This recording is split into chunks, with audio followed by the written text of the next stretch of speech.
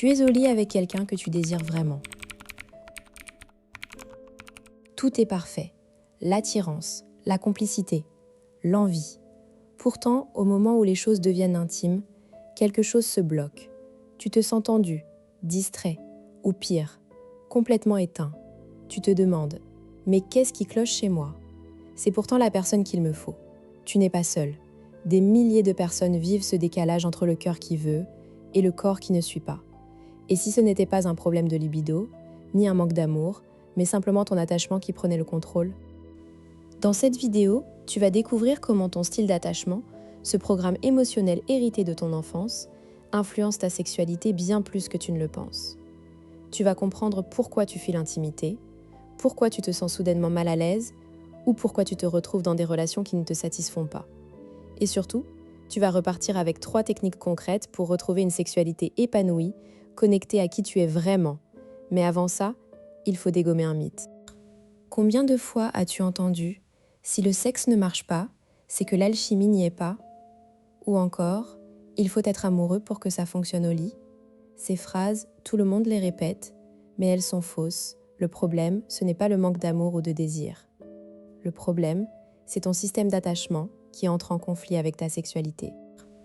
En réalité, l'intimité sexuelle active les mêmes circuits cérébraux que l'attachement.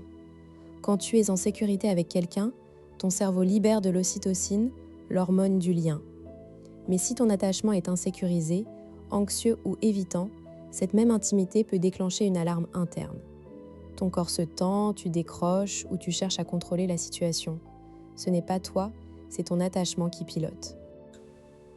La chercheuse Gurit Birnbaum, spécialiste de l'attachement sexuel, a montré que les personnes avec un attachement anxieux ont tendance à utiliser le sexe pour obtenir de la réassurance, tandis que les évitants fuient l'intimité pour garder leur indépendance.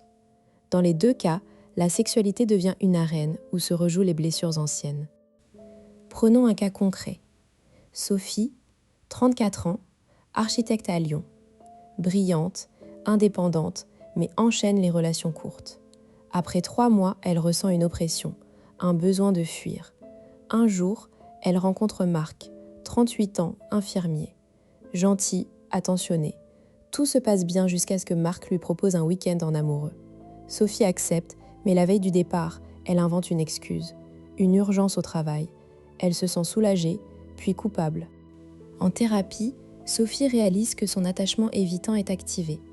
Dès que l'intimité s'approfondit, son système d'alarme crie « Danger, tu vas être piégé, tu vas perdre ta liberté ».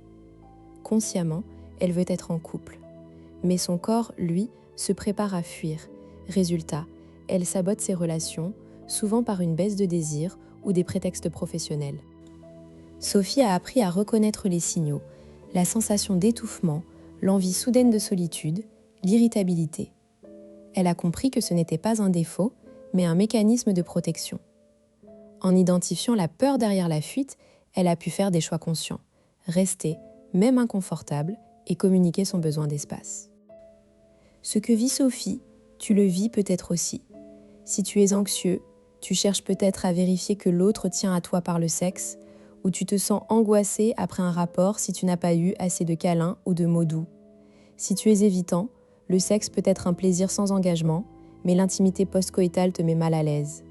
Tu te lèves pour prendre une douche, tu regardes ton téléphone, tu inventes une sortie. Ces réactions ne sont ni bonnes ni mauvaises, elles sont des stratégies de régulation émotionnelle. Le problème, c'est quand elles deviennent automatiques et qu'elles t'empêchent de vivre une sexualité satisfaisante. Birnbaum, dans ses recherches sur l'attachement sexuel, a montré que la qualité de la relation d'attachement, sécurité versus insécurité, prédit la qualité de la sexualité. Plus tu te sens en sécurité, plus tu es capable d'explorer, de te laisser aller, de communiquer tes désirs. À l'inverse, l'insécurité réduit la réceptivité et augmente la vigilance. En clair, quand tu n'es pas en sécurité, tu passes ton temps à surveiller l'autre plutôt qu'à jouir du moment. Alors comment faire concrètement ? Première technique, le repérage des signaux corporels. La prochaine fois que tu es en situation intime, prends une seconde pour scanner ton corps. Sens-tu une tension dans la mâchoire, une envie de gigoter, un rythme cardiaque accéléré? Ces signaux sont les messagers de ton attachement. Au lieu de les ignorer ou de les fuir, nomme-les intérieurement. Je sens une tension dans ma poitrine, c'est ma peur de perdre le contrôle. Ce simple fait de nommer calme le système nerveux. Tu n'as pas besoin d'agir, juste d'observer. Deuxième technique, le dialogue sécurisant avec ton partenaire. Si tu es évitant, tu peux dire « J'ai besoin de prendre un peu d'espace après, mais reviens dans mes bras dans 5 minutes. » Ou si tu es anxieux, « J'ai besoin d'un câlin et de savoir que tout va bien entre nous. » En formulant ta demande, tu restes connecté tout en respectant ton besoin. Les phrases clés « J'ai besoin de »,« Ce qui m'arrive, c'est « Peux-tu m'aider en… » Pas de reproches, pas de généralité, juste un partage honnête. Troisième technique, la réécriture du scénario intérieur. Ton attachement a créé des croyances comme « Le sexe est dangereux parce qu'il crée des liens » ou « Si je ne suis pas parfait au lit, je serai rejeté ». Écris ces croyances sur une feuille, puis, à côté, écris une contre-vérité basée sur l'expérience présente. Dans cette relation, je peux me tromper et l'autre ne part pas. Visualise ensuite une scène où tu agis selon cette nouvelle croyance. Fais-le 1 minute par jour. Ton cerveau va commencer à associer le sexe à la sécurité plutôt qu'à la menace. Je t'entends déjà? Mais si je suis anxieux, dire ce dont j'ai besoin, n'est-ce pas faire fuir l'autre? En réalité, les personnes sécurisées sont attirées par l'authenticité. Si ton partenaire fuit quand tu exprimes un besoin basique, c'est peut-être que lui aussi a un attachement insécurisé, et ce n'est pas avec de l'évitement que ça va s'arranger. Ou encore, et si je suis évitant, est-ce que je dois vraiment tout partager? Non.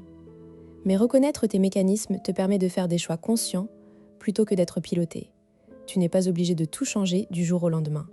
Pour terminer, souviens-toi de Sophie. Elle a compris que sa fuite n'était pas une fatalité.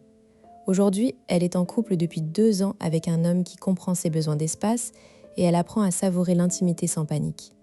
Son secret, elle s'est réconciliée avec son attachement.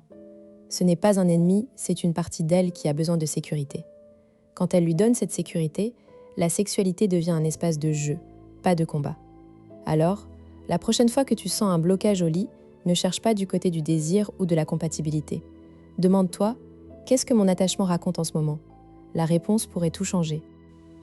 Si cette vidéo t'a aidé, laisse un pouce bleu et abonne-toi pour ne pas rater les prochaines clés de la psychoséduction.